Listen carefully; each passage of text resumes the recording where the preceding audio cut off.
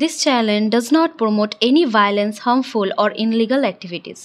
All content provided by this channel is meant for an educational purpose only. সকলকে স্বাগত সংবাদ শিরোনামের পর্দায়। সঙ্গে আমি আছি শ্রেয়া। শুরু করছি জেলা শিরোনাম নিয়ে আজকে বিশেষ প্রতিবেদন। ডাউকিমারিতে ট্রলির ধাক্কায় বাইক আরোহী নিহার রঞ্জন রায়, যার বয়স 35, এবং সঙ্গী বিপ্লব রায় আহত হয়েছেন। ঘটনাস্থলে ছুটে আসে ডাউকিমারি ফাঁড়ির পুলিশ। দুজনকে হাসপাতালে নিয়ে যাওয়া হয় এবং সেখানেই নিহার রঞ্জনকে মৃত বলে ঘোষণা করলেন চিকিৎসক। পুলিশ পলাতক ট্রলি এবং চালকের খোঁজে তল্লাশি শুরু করেছে ইতিমধ্যে। আমি তো বলতে পারবো না, ওই জায়গাটা লোক ছিল, আমাদেরকে ফোন করলো। আমরা দুজন ছিলাম, দাদা ছিল, আমি ছিলাম। ও আমার তো ভাই হয়, ওই নেহার আমাদের ভাই হয়। আমরা কথা বলার জন্য দাদা আগায় এসো, আমরা যাচ্ছি। মানে 5 মিনিটও হয়নি আমাদের সাথে। ওনারা কিসে ছিল? বাইকে ছিল। আর কিসের সঙ্গে লেগেছে? এখন আমরা বলতে মানুষ বলতে টলি আর ইসের সমস্যা হয়ে গেছে ডাইরেক্ট। এইটুকুই আমরা জানি। তো আপনারা হাসপাতালে নিয়ে এলেন, কি বললো চিকিৎসক? হ্যাঁ, চিকিৎসক কি বললো? চিকিৎসক আর কি স্পট ডেট হয়ে স্যার, আমরা কি বলবো? যিনি মারা গেছে তার নাম কি? নেহার রায়। কোন জায়গাটা হয়েছে অ্যাক্সিডেন্টটা? এটা ডাউকিমারি পার হয়ে বন্ধন ব্যাংকের সামনে। মাদক মামলায় প্রাক্তন মন্ত্রী পরেশ অধিকারের প্রাক্তন দেহরক্ষী দীপঙ্কর দাসের বাড়িতে হানা দিল সিবিআই। জলপাইগুড়ির রেসকোর্স পাড়ার ওই বাড়ি থেকে কিছু নথি উদ্ধার করে কেন্দ্রীয় সংস্থা। দীপঙ্করের বাবা কানাই দাস প্রাক্তন পুলিশ কর্মী ছিলেন। বর্তমানে দীপঙ্কর সেই জেলার পুলিশ সুপারের বাংলোয় নিরাপত্তার দায়িত্বে রয়েছেন। আমার খোঁজে না, আমার ভাইয়ের খোঁজে। আপনার ভাইয়ের নাম? ভাইয়ের নাম বলা যাচ্ছে না, আমরা এখন বলতে না করেছে। দেখা যাক কি ব্যাপারটা কি করে। আমি এর বিষয়ে এখন কিছু বলতে পারছি না। এর বিষয়ে আমি কিছু বলতে পারছি না। ভাই কি করে? ভাই তো পুলিশই করে। ঠিক আছে, এর বিষয়ে আমি এখন কিছু বলতে পারছি না। এটা সম্পূর্ণ ডিপার্টমেন্ট ইনকোয়ারি হচ্ছে। এখন কি বিষয়ে ইনকোয়ারি হচ্ছে সেটাও আমার জানা নেই। ঠিক আছে, চোখ রাখবো এবার গুরুত্বপূর্ণ এক খবরে। ফসল বাঁচাতে গিয়ে হাতির পায়ে পিষ্ট হয়ে মৃত্যু হলো সঞ্জিত মাহাতো, বয়স সবে 23। বুধবার রাতে কেন্দুডাংরি গ্রামের 4টি দাঁতল হাতির তাণ্ডবে আতঙ্ক ছড়ায়। হাতি তাড়ানোর সময় দুর্ঘটনাটি ঘটে। আশঙ্কাজনক অবস্থায় যখন হাসপাতালে নিয়ে যাওয়া হয় তখন তাকে মৃত বলে ঘোষণা করেন চিকিৎসক। ঘটনার পর বন দফতরের উপর ভূমিকা নিয়ে ক্ষোভ উগরে দিল স্থানীয়রা। হাতির উপদ্রব রোধে দ্রুত পদক্ষেপের দাবি স্থানীয়দের। ছিল বলতে দিনে তো কয়েকদিন থাকতে আর কি, কয়েকদিন নয় বরাবরই হাতির মানে আনাগোনাটা আমাদের এই পাশে আছেই। তো গতকাল যেটা হয়েছিল আর কি, ফার্স্ট আমরা শুনেছিলি যে এই সোনাকুমড়ার সামনাসামনি হাতিগুলো আছে, কটা আছে আমরা এরকম জানি যে 3-4টা হাতি আছে। তারপরে ঠিক রাত 10টা নাগাদ হাতিগুলো আসে। এবার আসতে হাতিগুলো এখন তো জমিনে প্রায় ধান নেই, ধান প্রায় ঘরকে নিয়ে আসা হয়েছে। তো এই ধান নিয়ে আসার ফলে সেই ধানের গন্ধে হোক, যে কারণে হোক, হাতি সে ঘরের দিকে আসে। সে হাতি তাড়াতে গিয়ে কালকে যে ওই ছেলেটার এই অবস্থা হয়, নাম ছিল সঞ্জিত মাহাতো, বয়সটা প্রায় 26 বছর মতো হবে আর কি। আরও পাড়ার লোক ছিল, সবাই মিলে যায়, কিন্তু কোনো কারণবশত সেই ছেলেটি হাতির কাছে পড়ে যায় আর কি। সবারই তো একটা ইচ্ছা থাকে যে আমার ঘরের ধানটা যাতে না খাই, এরকম তো মানে যা তখন তো জমিনে যা করছেই। এখন যদি ঘরকে যেটা আনা হয়েছে সেটাও যদি খেয়ে নেই, আমরা কি করব? আমরা তো চাষিবাসী মানুষ, আমাদের এটা নিয়েই চলতে হয়।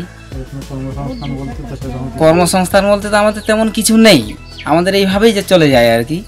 কিন্তু তার জন্যই কালকে এরকম হয়েছে, প্রায় 10টা নাগাদ হয়েছে। কিন্তু আমরা নিয়ে যাই আমাদের এই জেলা হসপিটাল ঝাড়গ্রাম।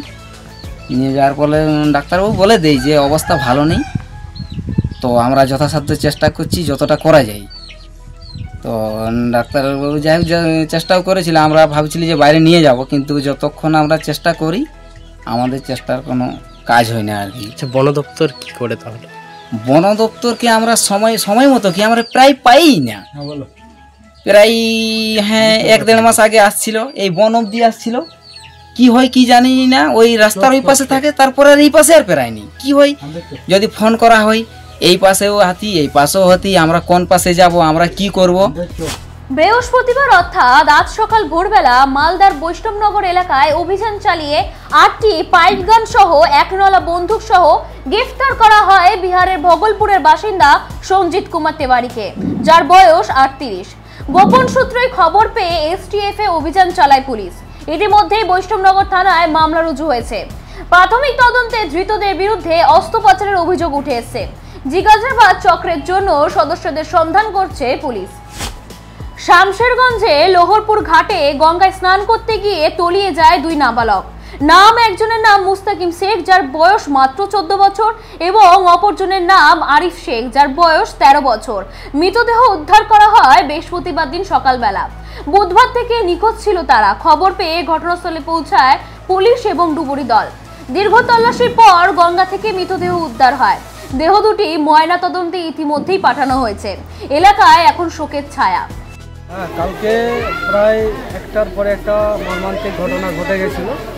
2টো বাচ্চা, একটা নাম আরিফ আর বাবার নাম হচ্ছে আকবর, আর একটা নাম মুস্তাকিম আর বাবার নাম হচ্ছে আকবর আলী। তো যাই হোক, আমাদের বিধায়ক সাহেব আইসি সাহেবকে ফোন করে এবং আমরা প্রধান প্রতিনিধি হিসাবে একটা দায়িত্ব নিয়ে আইসি সাহেবের সাথে যোগাযোগ করে আমাদের ডুবুরি টিমের ব্যবস্থা করে দিয়েছিল। আজকে সকাল থেকে তাদের তৎপরতায় আমরা লাশ দুটো পেয়েছি। বৃহস্পতিবার বালুরঘাট মাছবাজারে প্রয়াত মৎস্য আড়তদার ও সমাজসেবী পরিতোষ কুমার দের স্মরণ সভা অনুষ্ঠিত হয়।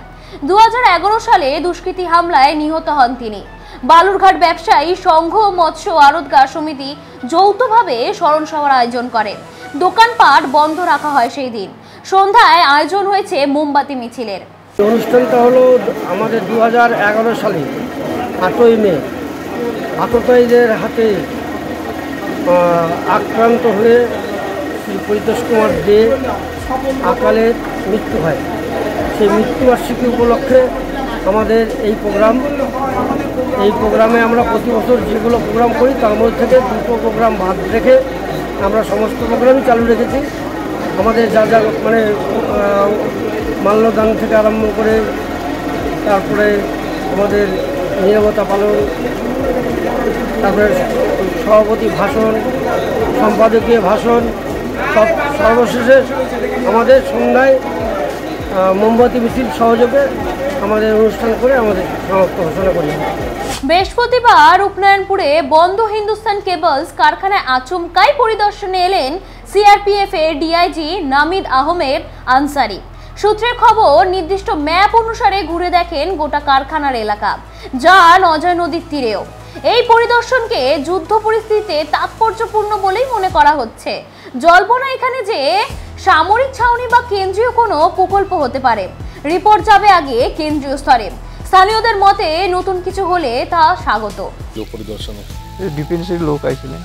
কোথায় ওই এখানে যতদূর জায়গা আছে, লোয়ার কেশিয়া স্কুল ওদিকে নদীর পার পর্যন্ত ওনারা সব পরিদর্শন করলেন। এখানে যদি ডিফেন্স আসে তো এখানে আশেপাশে লোকের এই কর্মক্ষেত্রে কিছু সুবিধা হবে, তাহলে ভালোই হয়। আমরা শুনেছিলাম অনেকদিন আগে ডিফেন্স আসবে, কিন্তু এখনো পর্যন্ত কোনো কিছু কেনারাত নেই। যদি চালু হয়, ডিফেন্স চালু হলে তো খুবই এখানকার বাসিন্দার খুবই ভালো হবে এবং গোটা রাজ্যেরই মঙ্গল। কোথায় কোনো কিছু তো এখনো ইয়েই নেই। রবীন্দ্র জয়ন্তী উপলক্ষে সাম্প্রতিক বার্তা ছড়াতে অভিনব উদ্যোগ নিলেন বালুরঘাট পৌরসভার 22 নম্বর ওয়ার্ড। পৌর প্রতিনিধি প্রদীপ্তা চক্রবর্তীর উদ্যোগে ওয়ার্ডের দেওয়ালে শোভা পাচ্ছেন রবীন্দ্রনাথ ঠাকুরের ছবি ও তার সাথে মানবতাবাদীর বাণী। সাম্প্রতিক বিদ্বেষের আবহে এই পদক্ষেপ ঐক্য এবং শান্তির বার্তা দিচ্ছে। প্রদীপ্তা আনন্দ সহকারে জানান যে রবীন্দ্রনাথের আদর্শই আজকের দিশার সন্ধান। স্থানীয় বাসিন্দারা মনে করছেন যে এই প্রয়াস সাম্প্রদায়িকতার বিরুদ্ধে একটি শক্তিশালী সংস্কৃতির প্রতিরোধ গড়ে তুলবে। আগামীকাল 25শে বৈশাখ আমাদের বিশ্বকবি গুরু রবীন্দ্রনাথ ঠাকুরের জন্মদিন। সেই উপলক্ষেই আমরা আজকে 22 নম্বর ওয়ার্ডের সমস্ত মানুষরা নেমেছি। গোটা ওয়ার্ডে আমরা দেওয়াল লিখন করছি কবিগুরুকে নিয়ে, যেখানে কবিগুরুর ছবি এবং তার বাণী, তার রচনা আমরা তুলে ধরার চেষ্টা করছি। কেন এরকম চিন্তাধারা হঠাৎ করে? কারণ এটা আমাদের ব্যক্তিগতভাবে মনে হয়েছে যে রবি ঠাকুরের যে সৃষ্টি সেটা হচ্ছে কখনোই বইয়ের পাতায় আবদ্ধ থাকতে পারে না, সেটা মানুষের চোখের পাতায় প্রতিনিয়ত যেন থাকে। তাই আজকে আমাদের সমাজ সংস্কারক, সোশ্যাল রিফর্মার হিসেবেও আমরা রবীন্দ্রনাথ ঠাকুরকে চিনি, জানি। তার বাণীগুলোকে আজকে আমরা তুলে ধরার চেষ্টা করছি। আমাদের দেশে যেখানে আজকে সবসময় এই সাম্প্রদায়িক সম্প্রীতি, ভেদাভেদি, হিংসা এগুলো আমরা দেখতে পাচ্ছি, সেই জায়গা থেকে দাঁড়িয়ে আজকে এই বার্তা, এই বাণীগুলো আমরা সবসময় সমাজের বুকে ছড়িয়ে দিতে চাই। আর সবাই আমরা জানি বালুরঘাট সৃষ্টি, শিল্প, কলা, সংস্কৃতির জগৎ, এবং সেই জায়গায় আজকে এই ওয়ার্ড থেকে আমরা শুরু করলাম যাতে এই শহরের বুকে এই বার্তাটা ছড়িয়ে যায়। শুধুমাত্র কি এই ওয়ার্ডেই না এছাড়া অন্য আমরা এখানে আমাদের ওয়ার্ড থেকে শুরু। তো কতগুলো জায়গায় করা হবে? আমরা প্রায় 15-20টা দেওয়াল নিয়েছি, যেখানে আমরা এইটা আজকে পুরো গোটা দিনের মধ্যে শেষ করবো, আর কালকে আমাদের ওয়ার্ডে র্যালি করবো। এরম আরো প্রতিবেদন দেখতে চোখ রাখবেন সংবাদ শিরোনামের পর্দায়। মানুষের পাশে, মানুষের সাথে আমরা আছি এই বাংলাতে। আপনারা দেখছেন সংবাদ শিরোনাম। দেখলেন তো অনেক কিছু, এবার দেখুন নতুন কিছু।